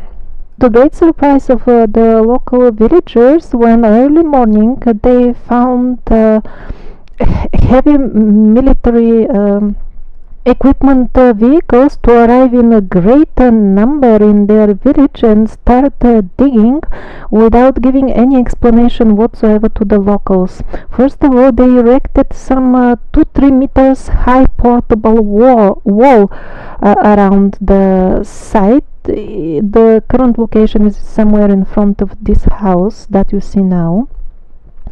And they started digging. Only highest rank generals and the president of the country were allowed to enter inside. The ordinary soldiers, they were just collecting the dugout material and carrying it away in military vehicles. Till date, no explanation has been given to the citizens of the country what was going on. That is why the Bulgarian TV made a documentary, and now I would like to translate for you what the officials have to say about these excavations. It will be not only very sad, but you will have a great laugh. So all these high-ranking generals and the ex-president of Bulgaria simply refused to give any interview or comments on the case.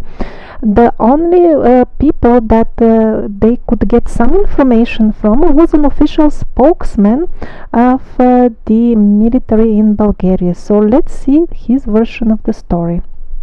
He says, and I'm really translating literally, I'm not adding anything.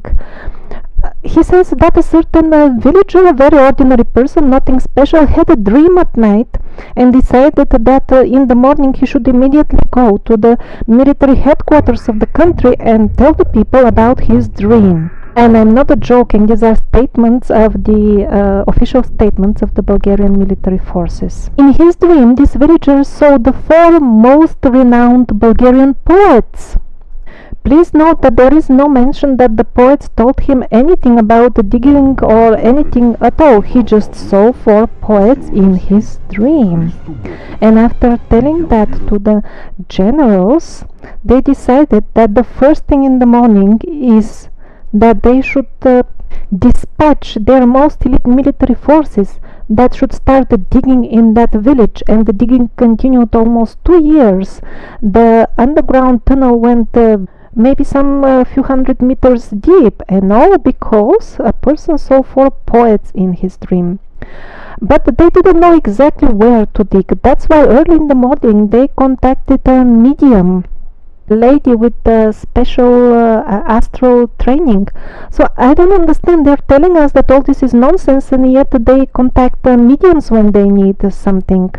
The lady was very surprised, and she told them that she cannot depart on the second because she is breastfeeding a really newborn baby. But they were so persistent that they must do it right now, that she had to guide them on the phone where to drive and where to start digging because it was of extreme urgency. Later on, the military official continues, it is a 1-hour documentary, to repeatedly assure us that they were digging, that's true, but they never found anything, and at the end they stopped digging. That is his version, and he tells the story in great detail, which is again a great laugh. So he says, how did they stop digging after 2 years? There was a change in the management in the military, and when the new boss came, he just opened the files and he noticed that there is some very strange project that somebody is digging for 2 years and not finding anything, and why look further for alien laboratory that has manufactured some of the human races. I beg your pardon, but from where did the alien races land in this military story, in his lies, that he's forgetting his own lies that he was telling 1 hour ago? It was all about some villager having a dream about four poets, right? How can I believe this military representative? I'm much more inclined to believe this is the lady, the medium, who also entered the tunnels. And she also tells an amazing story how the original laboratory owners landed there and paid a visit to collect their stuff when they noticed that somebody is coming on their property. I know that many of you will simply find it hard to believe it, but actually the villagers also they were interviewed for this documentary, and they also said that they saw lights landing over there at the hill where it was all going on. Well, at the end, you will hear a very familiar ending. The tunnel was covered. It was heavily cemented, closed as tight as possible, and many heavy mines were placed so that nobody tries to open it. And of course, the military representative says that I don't know anything about any artifacts at all. And really, question remains, if they dug to 2 years and didn't find anything, as he is assuring us, why this case still has the status of top secret, like the highest level of secrecy possible, if there was really nothing. Now let's have a look at something that is usually called precession of the equinoxes. So-called historians are trying repeatedly to assure us that primitive people started watching the skies and conducted very sophisticated astronomical observations driven by their need to make a calendar that would ensure the best time for cropping their various plants. And while trying to record when is the best time to plant their potatoes, they even observed things like this.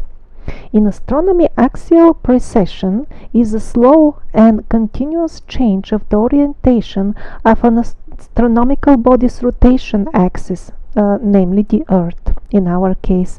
In particular, it refers to the gradual shift of the orientation of Earth's axis in rotation, which, similar to a wobbling top, traces out a pair of cones joined at their apices in a cycle of approximately 26,000 years. So how did these primitive people know about the center of the galaxy to make these most minute calculations of this infinitesimally small angle of rotation of the Earth around this hypothetical center that even I cannot find in the sky or think about without getting some information prior to it?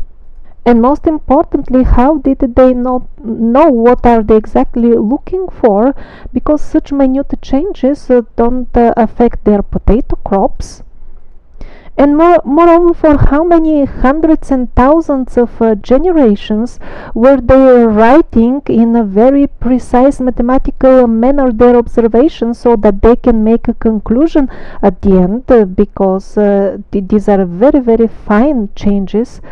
And why would they and how did they write them down if they didn't have supposedly a writing system for all these thousands of years? And why? It just makes no sense. If somebody wants to believe it, they can, but I don't. That's how we got the knowledge of the precession in ancient times.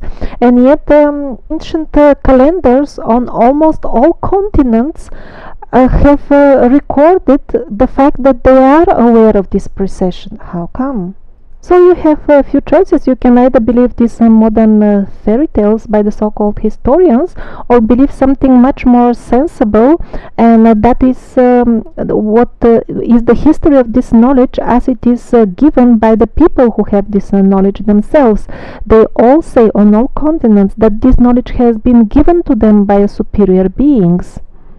In some places that is given in a simplified form of legend, but in the Vedic literatures there are given even exact details of how these advanced beings gave to us not just astronomy and astrology, but all the sciences, including medicine and technology and everything else. No wonder those ancient books claim themselves to be just a manual of how to use the world around us that has been given by the engineers who manufactured our dress of the soul, and that is our body.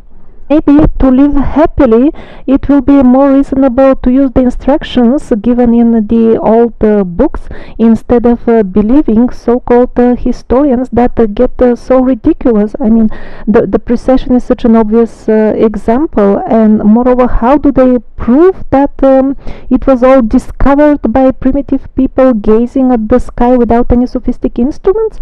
As we saw in the episode about China, the full proof are a few broken ceramic pots that have a circle with a dot in the middle. That's all. I often repeat that it was the survivors who laid the bedrock of our science and culture and technology and everything. But I would like to clarify to avoid a misunderstanding. There are also other cultures that have been mixed in. For example, the parasitic full culture and technology and lifestyle and belief system is subtly and gradually introduced in the society in an unnoticeable way, because if it was directly offered to the humans, they wouldn't want to accept it, because parasitic lifestyle means suffering. I would like to quote few examples here. These are a couple of examples of how our forefathers used to dress. Just notice the very style of clothing is meant to promote natural beauty, tenderness, and sensitivity towards nature. And such qualities by themselves are conducive for happiness and harmony in life. And all this is being replaced by something else under the innocent pretext of fashion. These are not snapshots from a mental asylum. These are upper scale fashion shows. Implanting similar images in our consciousness promotes insanity and perversion. Our very idea of what beauty is being gradually distorted, so that first of all accept ugliness and monstrosity of like something normal, and then gradually, if we don't stop all this nonsense, we will be trapped into making it our lifestyle. This type of images are being implanted daily into the consciousness of people who watch TV, because they're in the state of hypnosis while doing that, while watching TV. And hypnosis means a state of high suggestibility. And then people who have been hypnotized and implanted with this ugliness in their consciousness, they themselves wonder, oh, why is the world going wrong? Why can't we stop it? What's going on? If you do not wish to live in an ugly world of violence and nonsense, you should first purify your consciousness, as it is described in the user manual for living in this universe, on this planet. And after you allow only beautiful beliefs in your consciousness, in your psyche, then a magical world of beauty will manifest around you. You see, this is the interior style of the survivors. If you wish that the world around you looks like this, you should stop watching TV, where subtly you are implanted with this type of scenes. These are the usual backgrounds for, modern pop songs, most of the movies and things like that. And we think that we just watch it and it has no effect for us, but in the manual for living on this planet, it's not like this. I mean, all these impressions that are implanted in us, they afterwards manifest and form our living situation, and all those things that happen to us as if by chance.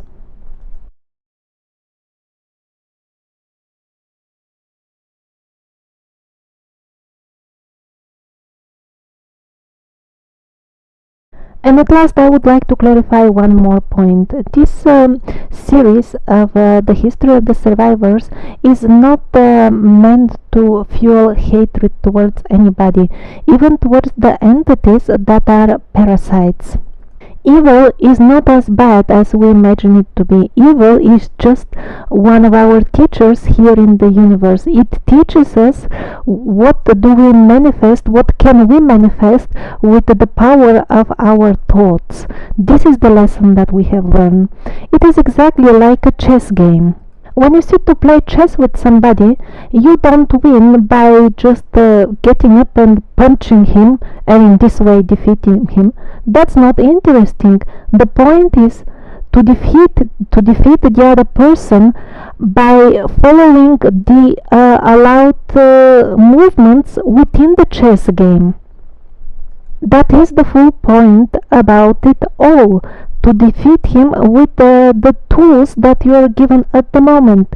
In the same way, our full life as humans is just one big game, and we are given a certain very limited set of tools, much more limited than our real self possesses on the other side. But we, by our own will, place us in this limited situation to learn certain lessons. The lessons are how we can create uh, things around us. The point is not to hate the game. The very fact that somebody is being born as human in this historical situation is already a very brave thing by itself. So let's make the best of what we can in this very difficult game that we have decided to participate in. It really seems that a new, much superior human race is going to emerge probably within the next few hundred years on our planet from within the ashes that we are now burning in. The ashes of the horrors of this world of war, that most war and poverty and desperation that most people on this planet live in nowadays. So I think this will come. There will be more on this on the last episode, but I'm just giving a preview. So most probably this will come whatever you do. Anyway, the only choice that you have for yourself is that are you going to join the new human race, or you will decide to continue in an environment that is very similar to what's going on now. Because there will be options for those who have developed taste for the parasitic style of life, they will be able to continue with it as long as they wish. The preachers of the Scaliger history version enthusiastically quote so-called ancient books, but only when they were carefully edited by their friends, the Jesuit and Benedict monks, who gave them a hand and edited the books to fit the agenda of Scaliger and Petavius. That is why, when genuine and unedited ancient books surface, they are unwelcome because they are uncomfortable. I was able to trace any information about only 34 out of the supposedly few hundred tablets that have been found in Romania. These are the so-called Sinai tablets.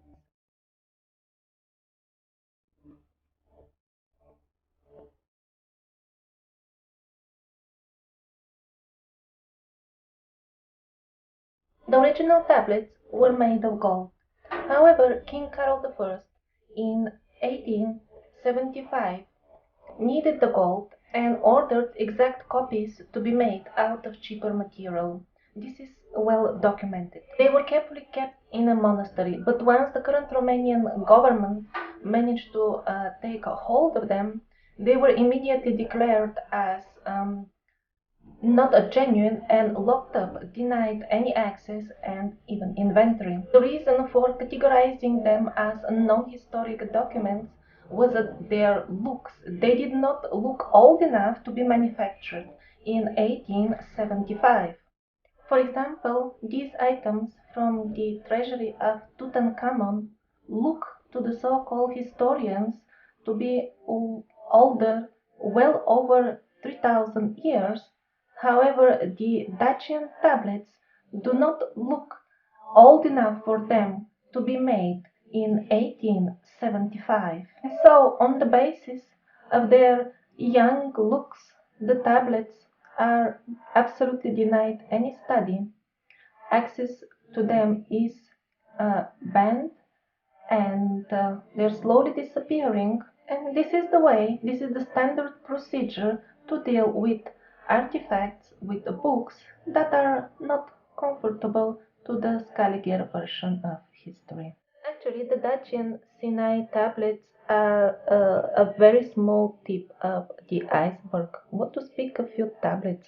The full cities of the Dacian kings stay absolutely unexplored, buried in the ground. The excuse for not making any excavation is the lack of funds. However, that very same, supposedly poor Romanian government has spared quite few millions to buy back artifacts that were stolen from those unprotected archaeological sites by evil foreigners who come there and illegally dig up the artifacts. And listen to this full joke. After spending all these millions and buying the artifacts on auctions and other ways, they were carefully collected together and declared as forgery and locked up. And as of today, the villagers who reside nearby the archaeological sites of the cities of the real kings of Dacia, they often see mysterious vehicles, cars with foreign numbers who dig and find things very easily. Apparently, they come already very well informed where to dig to find what they want. Well, no wonder that Romania is yet another country where the local people simply do not believe the official history that they are being taught in school. In the description of this video, there is a list of links. If you click on number 2, you can listen to an interview by a real Romanian telling us about these problems. And if you click on number 1, that would be more information on the Dacian Sinai tablets. In very similar situation is the Rohong Codex from Hungary. It is declared absolutely unreadable. All suggested translations are quickly rejected. And I read some amazing stuff about it even. The so-called historians are trying to convince us that this is so unreadable that maybe it is not even a book. Probably it is just illustration with strange signs besides them. And not only books.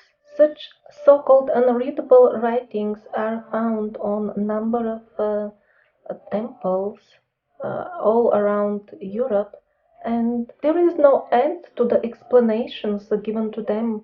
Like, for example, oh, well, this is not really writing, these were some special signs that the carpenters and stonemasons were using to mark their, materials. It's not really writing. At this point, the believers in the Scaliger version of history will probably object me and will say, no, it is not true that we do not respect the older books. There are really ancient books that have reached us in original and did not undergo any edition by monks. And these are the Vindolanda tablets found in England and the Oxyrhynchus papyri found in Egypt. You can find out more about these truly old manuscripts in respectively links number 3 and 4 in the description. Let's see of what value, of what use can they be in determining our real history.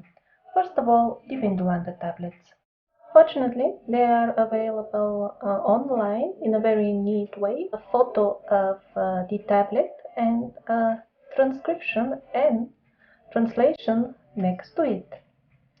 There is no text that could be particularly relevant to the history, the way we are examining it, in the collection that is available online. In case there were tablets that were dealing with the history, they are not available to the public. In case I'm missing out something important from these tablets, Please contact me at the email that you see on the screen so that I can provide correct information in my videos. And now, let's go to Oxyrhynchus papyri. The situation here is different. This is a truly massive and huge collection of manuscripts, and they definitely contain historic topics. However, I could not find them available in a neat form. That means the photo of the manuscript and the translation next to it. In case somebody is able to point out how the original content, I'm underlining original and not some sort of interpretation, how the original content can have something to do with the version of history that I'm presenting within this video, please kindly contact me at the email provided here so that I can present only truthful information to my listeners. In 2013, entire streets of Roman London were excavated. We hear from the newspapers that some 10,000 artifacts were unearthed. I don't know what is the situation now, but some 1 year after they were taken out, still we had photos of only 5 of them. I wonder why they were not in a hurry to show us what were these 10,000 objects. Some newspaper articles mentioned that written tablets were also amongst the findings. Where are they? Why haven't we seen them yet? Maybe because they have still not finished their new frisure in the Scalinger beauty parlors. The chain of frisure and beauty parlors of Scalinger is an international enterprise that can alter any old finding beyond recognition to suit the fabricated history. All items are suitable for such a beautification. Some artifacts just don't fit so dramatically the Scalinger history that they are simply unfit for public view, and they're being locked up in the cellars of the museums, and no wonder all of the museums in the world display an average of 15% only of their artifacts, and the rest is not available for public and for researchers.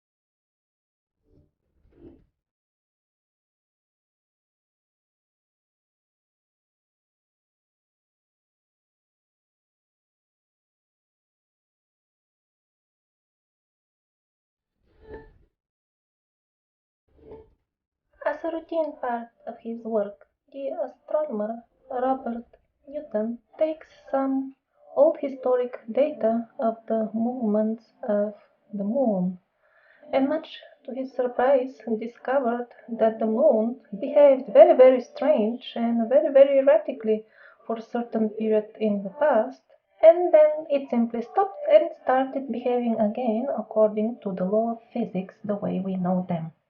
That was quite a problem, and a special big international conference was summoned in London with the biggest brains in this field. And the conclusion of the conference was that these strange erratical movements were due to some absolutely unknown to us energy that was affecting the moon for a certain period of time only, and then it stopped affecting it, disappeared, and we know absolutely nothing about it. However, Anatoly Fomenko had the feeling that the forces behind these things are not that mysterious and maybe could be explained. And he took to the task of looking into the matter. While examining the historic records of the lunar eclipses that were used by Robert Newton, he discovered discrepancies in the way that these eclipses were placed on our current historic timeline.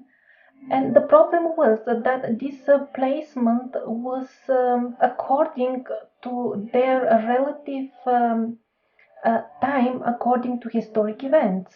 In more simple words, the old records of the eclipses were absolutely correct. However, nowadays we have placed them on wrong dates. The theory of Fomenko was confirmed by the fact that when he placed the lunar eclipses in their correct position, then all of a sudden the moon started behaving absolutely normally according to all laws of physics, and there was no mystical energy at all. And at this point, the Scaliger international chain of historic frisue parlors for artifacts started getting in trouble because Anatoly Fomenko started applying his newly discovered knowledge and algorithms to calculate not only the correct movement of the moon, but also the correct timing of the historic events. What he found out was absolutely shocking even for himself. Many of the historic events were artificially sent to the past, some of them with over 1,000 years. His further work started revealing that not only sending back in time, but also monstrous distortion of historic truth was going on. He spent long years of his life trying to recreate the real history, and it was well worth it. Few million people in Russia nowadays read and accept his books as the real history of their country and the world, although the history he suggests is unimaginably different from what we have learned in school. Many of the well-educated people in Russia respect and believe Fomenko.